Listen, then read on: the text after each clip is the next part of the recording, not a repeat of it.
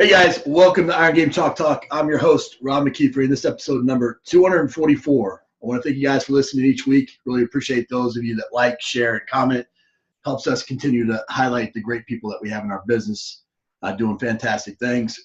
I also want to thank our sponsors, and specifically Train Heroic, for sponsoring this episode.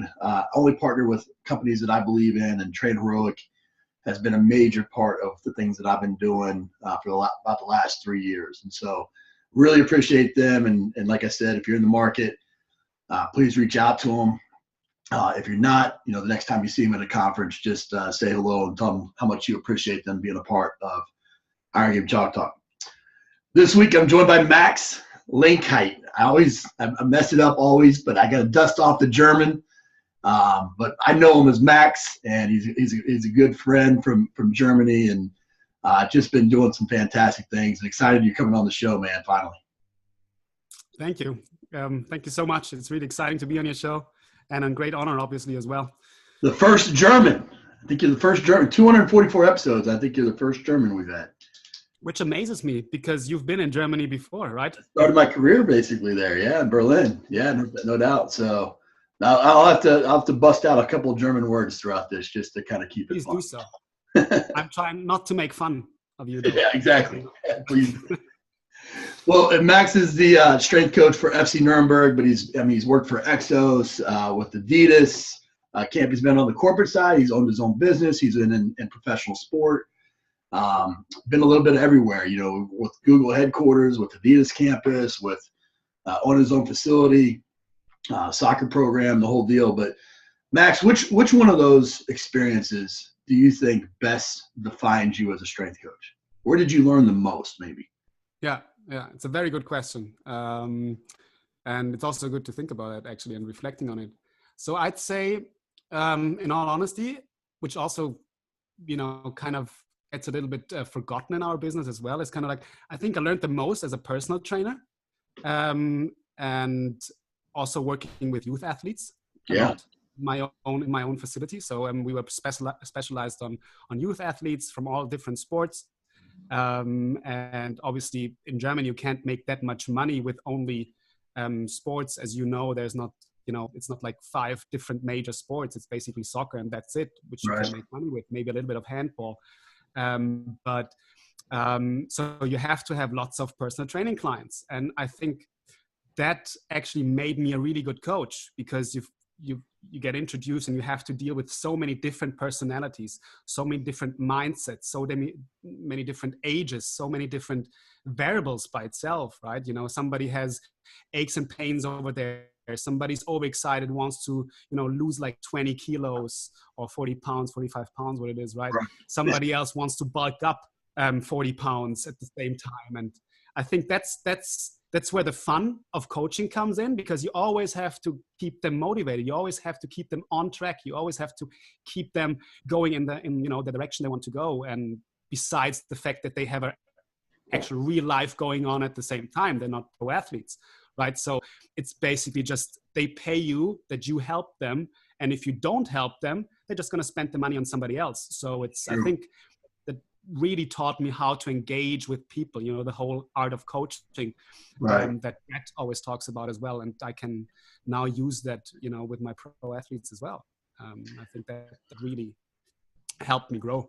Yeah, I couldn't agree with you more. I mean, I started as a floor trainer at 16 years old, and then personal trained all through the rest of high school and college. And it's kind of like sales is a bad word in our profession. Sales is nobody thinks of themselves as a salesperson, but when you're a coach, you're selling yourself every day. You're selling yourself to your athletes, to the coaches, to the administration, whatever it is. And that experience of having to kind of create my elevator pitch and be able to go in and concisely kind of close the deal or get people to buy into you, those are things that I learned early on, just like you did. So I agree with that. Absolutely. Don't get to work at Google or EXOS, Adidas, the whole deal without making a few mistakes along the way. What's one of the biggest mistakes you've made and kind of how you learned from it? Well, first of all, I'd like to say I'm still making mistakes every single day, right? Oh. It's the nature of the game. If you don't make mistakes, you're not trying to evolve. You're not trying to improve. Right. And I think sometimes people, personalities on Facebook, whatever, and social media, I think we should talk about more about mistakes we're doing, because I think it was Cheryl Ford who said, you can't make all the mistakes yourself, so you have to learn from the mistakes of others. Yeah. Which is a fantastic quote. I'm trying to always, also tell my players, right? Just try and talk to another and watch and observe. Anyhow, to answer your question, obviously, I think the biggest mistake I made in my early career, and sometimes I'm still guilty of charge nowadays, is I'm trying to coach the program and not the athlete. Right? I have the best ideas in mind. I think this is perfect for this guy. It's perfect for today. It fits perfectly. And then, things change because, it's life changes by nature. And then, it's the athlete I coach.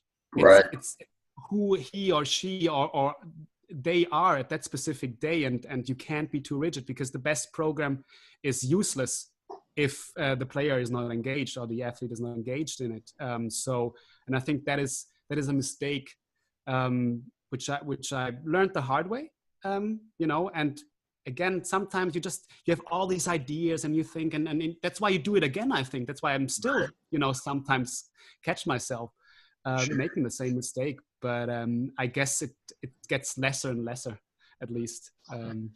Yeah, I couldn't agree with you more. I think, so many times, especially in this false bravado that we have as coaches, and this type A personality, we got to feel like we got it all put together. And, making mistakes or asking questions, that's, if you don't have the information, that's not your fault. Your fault is if you don't go out and you try to get the answers, or learn from your mistakes or other people's mistakes, which was I love that quote. And I think that ultimately, that's the key is recognizing when you do make a mistake, and then turn around and go in and try not to make that mistake again, or having to be reminded, but get right back on track again. And I agree with that. I think it comes down to the concept of showing vulnerability, right? I mean, if you show that you don't know it all and you make mistakes, also with athletes, like on my day-to-day basis, I'm the first one who says, guys, let's just skip that. I think that was shit. Yeah. It was completely different in my head, but I'm seeing now it doesn't work. And nobody wants to deal with perfect people, because that makes them feel intimidated, and they don't, want to show that they're actually imperfect as well. But everybody knows, deep inside, that you're imperfect. I know that I'm imperfect. And then I think if you're trying to be too perfect, then you get this discrepancy or this power distance, whatever you may call it, right? Yeah, nobody wants to respond to a robot. They want that human touch, that human interaction. And you're right. That's a fantastic point of, if nobody wants to be imperfect in front of somebody that appears to be perfect. And so you got to share your wins and your losses. And I try to do that every single day. You and I are both, we talk every time we get together. We talk about leadership books that we've read, or we're obsessed with kind of leading groups, and you've done it in some high performance settings, be it, in professional soccer or Adidas or Google or whatever, may be. Talk a little bit about the team dynamics that exist when you're in a place like that, and then trying to lead both up and down. Yeah. So first of all, every setting is different, right? I think so. You can't be too fixed in your approach to things. So I think the most important thing is, I don't know where I read this quote actually, but it's kind of like, what's the biggest mistakes leaders do? It's not to shut the fuck up. Excuse my language, right? So I think the first thing you have to learn is just listen. Just listen. That way, it shows people that you care.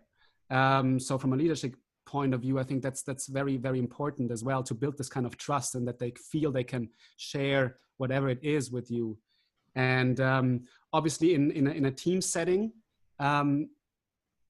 everybody knows what their role is, right? So I think it's all about role clarity as well, because everybody then knows what you expect from them, and also maybe what the other team members know what they can expect of them, so you can make them reliable, and they have to, stick to their guns at the end of the day. But this is only achieved by actually having a shared vision, right? So nothing can be done without this common sets of values and beliefs, right? Which goes back to our early days when we were still in the Paleolithic area, I think. Age, right? So we are a group. Like, we as humans are meant to be together, and then we have to create a certain hierarchy. And I think this can only be done by actually knowing what everybody wants, what everybody's responsible for, and then having this shared vision that everybody can work towards to, and which everything I do or everybody does by itself can be related to. So, may it be a decision who's gonna be in group number 1 or group number 2, who's going to be selected for the next match. All these kind of things all have to go back to, does it actually work with my core values or with the mission or vision we have as a team? Right. I think that where oftentimes nowadays, especially in sporting organizations, because of the great turnover, I think in Premier League, it's like a head coach is there on average 1.2 years, and then the next head coach comes in. So if Klopp doesn't give that, shared vision and then chooses the head coach for it, you can never achieve success on a sustainable level. Right. So I think. Go ahead. So you think what? Sorry. No, I think that's basically, when you think about team dynamics, that's also how you choose which players remains on the squad, and maybe which player has to move on. Even if there might be a great human being, there might be a great player, right? But this might not just be the right fit for him. This might not be the right team for him at that specific moment in time, and that's fine. It's nobody's mistake. It's just acknowledging, okay, these are not my values at this specific point, or I don't want to be, in the same direction as you guys are at the moment. It doesn't make him a bad person, and or a leader a bad person. It's just, okay, it's not a perfect fit. And I think it sounds easy, but it's so hard in real life. Right. Well, I think, you hit it right on the head with, defining what your core values are and having a blueprint to kind of go back to as a way to keep you honest with coaches and athletes and administrators and people that you hire or move on. And, I think what you talked about there is an important, I want to pull out for the coaches that are listening, is it's when you go into a situation, you have an obligation to go in and find out what their core values are. And basically you have a decision to make there, whether or not that aligns for you. If you take the job and your core values don't align, that's your fault. That's not necessarily the company's fault. That's your fault, and vice versa. If things were to change and a new leadership comes in and the core values are not the same, then you're choosing to work there. It's not the other, it's not just this is where the job is. And I think sometimes as coaches, we just go where the jobs are. We don't really do our research. We go into situations that aren't best for us, or we're not ready for, we don't identify with, and then we blame other people. Well, we have as much into that as anybody else, and so I'm glad you said that. I couldn't agree with you more. No, you summed it up perfectly. That's it. It's always easier as a human to blame external factors than pulling up the mirror and looking into it. Yeah. Because it just doesn't. Like, self-reflecting can hurt, but it doesn't make you a bad person to have. No. We talk, a little bit about meditation and mindfulness, and you use some Zen Buddha techniques. When you're in situations, how do you talk a little bit about, for yourself as a coach, for your athletes, how you get to that, that parasympathetic state? How do you find ways to look to external religions or teachings or whatever it may be to find how to do that meditation and that mindfulness? Well, first of all, like, I think I personally have to really be engaged and believe in these kind of practices in order to actually, you know, engage and get somebody else to maybe try it out at least, because that's basically, I think, the first thing you have to do, right? It's like making people interested in what you're doing. So kind of like the practice what you preach thingy. Right. You know, and for example, in training camp, you know, every morning I meditated, right? And then players, you know, were interested, like going, why are you, you know, waking up that early? And then what are you doing there? I said, like, I'm meditating. I said, like, please join me. And, you know, and then all of a sudden, you know, when the first player comes, then it's not for everybody, it's fine. But for those, you know, like, let's say 4 or 5 people, they engage in something which is new, which brings them maybe out of the comfort zone in the first place, because they're not used to something like that, which is the essence again of, you know, personal mastery, or to improvement by itself, that you get out of the comfort zone. And I think that's the first key. And in regards of what sparked my interest in the first place, with Zen Buddhism, especially, is kind of, I think it started all with reading 11 Rings from Phil Jackson, like one of my like favorite coaching books of all time. I mean, that's, I think it should be amongst the top 10 every coach should read. You learn so much, and is what the concept of mindfulness or mindful meditation. And he describes it very well. And then I looked it up, and he has an interview on YouTube with Oprah. And apparently, you know, Oprah gets everything out of anybody. So he started to talk about it, right? So, and then it sparked my interest even more. And then, and I just, you know, went online or on my app store and tried to find something like, okay, how do I start this, you know? And then all of a sudden, Buddhism, like by itself, came up. I thought, okay, I want to know more. Right. And then the really interesting thing is basically that. So you've read Game Changer, right? Yeah. From Fergus Connolly, and it's the concept of, there you go. See, there's so many books and I have really bad sight, so I can't see that. But I believe. So the point is, I think everything we do in sport organizations, may it be off or on the pitch, is all aligned with the complex systems theory. Yeah. Right. So, and if you look at it very closely, like some things of Zen Buddhism actually relate completely to, you know, creating a learning organization, which is part of systems theory as well, because one of the key components is systems thinking, which basically means, you know, for those who don't know, it's kind of like this, the sum of the sum is always more than the result is always more than the sum of its part. Right.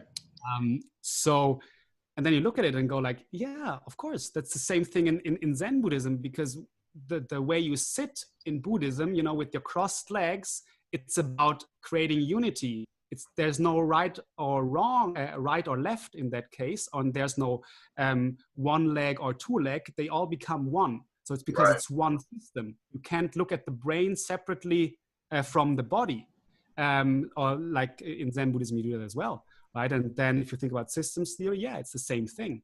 So personal mastery, it's one of, you know, constant growth. And then in systems thinking, you have that as well, or in learning organizations and so on. So there's many parallels which are now striking for me, going like, why didn't anybody think about that earlier? And so I'm trying to create in my private or personal life, I create this kind of complex system and apply my principles. Basically, I'm trying to, not to say that it works all the time, right? I'm always an apprentice. You know, there's not such thing as, you know, mastery by nature. I'm trying to apply these things then to my team, and again, I think it's all those personal conversations I have with athletes then that makes them interested and go like, you know what, that makes sense, Max. Okay, next time I'm in. I'm gonna try meditate with you just to see. And Yeah. I think it's yeah, very, very interesting. Well, I think again, two things to pull out there that I really like. I mean, one is, you're not just sticking with whatever strength and conditioning book you read, that had some mindfulness or meditation techniques in it. You branched out to, outside religions, outside disciplines, outside influences, and found some ways to, and you're trying it out. You're trying it out, and things that work for you, you hold on to. Things that don't work, you discard. And I think as coaches, that we need to be that constant learner all the time. And then I think the second thing is the fact that you're spending time with that, because we all know that, we got 2 hours in the weight room, but they got the 22 hours to mess up everything we did, right? And so if you're not finding ways to be involved in that through nutrition and education and your recovery techniques and mindfulness techniques and meditation techniques, you're going to have problems, and so for me, like I've tried meditation, I've tried these mindfulness techniques, and I failed miserably. It's just not for me. But then I turned around and I was like, you know what?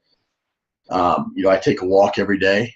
That's a form of meditation. I work out. That's meditation for me, because I can actually clear my mind. I have a morning and an evening routine that I'm pretty consistent with. Those are all, that's kind of being mindful. And then, I pray every day. And so I think, you find what works for you, and you start to identify, okay, I do these things, but now when I'm in those moments, can I be a little bit more in that moment? Can I, when I work out, can I, I used to listen to an audiobook when I worked out. Like, you know what, I'm going to check out completely, so that way I can just stop my brain from working for just an hour, So I like the idea of looking outside, and then obviously I love the idea of finding ways to try to get into that parasympathetic state. I think you said something really, really valuable there as well, which is clearing your mind. I think that's what it is, because there's two styles of learning, if you will, and both go hand in hand. There's the conscious learning, which you experience every day, through books or through interaction, and then it will not be ingrained in you if you don't give yourself the chance to actually reflect on it. And that's a subconscious thing, and you can only do this if you have a cleared mind. So like you said, it can be anything. Somebody likes to mountain bike like you, or to go out on a walk outside, and there's no perfect way to do it. It's just a matter of what works for you. So I think perfectly said from you. Yeah, no, great. We always I think we sat around at the last Australian clinic and talked a little bit about like the state of the union with the profession, and where young coaches are at versus maybe coaches that have been in it, and practitioners. Where do you think that the gap is? What do you think that the young coach needs to hear, and what do you think that the old strength coach needs to hear? Very good question. I think one challenge or one problem nowadays is, because there's so many S&C coaches coming out of university without any practical experience. They expect something which is not reality.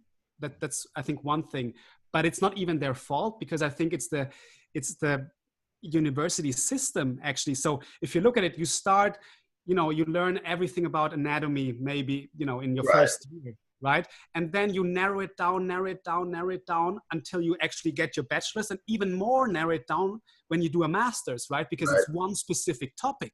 Right. So you become an expert at one single thing. But then as soon as you actually start working in the business, you realize, I need like everything. Specialized is not what's necessary. I need to know about nutrition. I need to know about, S&C. I need to know about programming. So Excel or something like that, right? I need to know about tactics, maybe the sport, regardless which sport it is, right? So, and I think that's kind of the fault of the university system, that we become specialized. Right. But that's not what's necessary. It's make us a generalist. Right. And then we can actually succeed in the business. And I think that's kind of what young coaches, like, again, it's not their fault, but it's kind of what they need to be prepared, that university is just the start.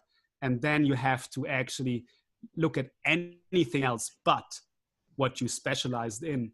And I think then for the old coaches, let's say experienced coaches, it's kind of like, there's always new things, it's like, again, Zen Buddhism, kind of like, only if you constantly learn and always think like, go towards things, look at things like with a beginner's mind, then you can actually find new things, and not think, I mastered it all. I've won 5 whatever Super Bowl rings, and what I do is right. No, maybe, but there's always something you can improve on, and maybe those young coaches have points of views that will help you to see things differently. Sure. Yeah, I think for both populations there, you got to maintain, we have a saying at play that's, humble and hungry. You got to be humble and hungry. You got to constantly, because if you are that coach, that's at the Super Bowl team or premiership team or wherever, you win that championship. I mean, in this business, you could turn around and be last place the very next year, doing the exact same program, and you're a player or two away from that, sometimes. And I think, it's got a way of humbling you, and then you got to be hungry. You got to constantly be a lifelong learner and challenging your ideals. And, it is very much an apprenticeship profession. You got to get in it. You got to figure out what you don't know. And then you got to start to find the experts and learn from the experts. And you're constantly doing that. And your knowledge base and your responsibilities grow as you grow, and so you kind of stay in that perpetual state of a student, the whole time. But it is when you say, I know it all, that's when you usually are not too far away from being out of the profession or retiring. Yeah.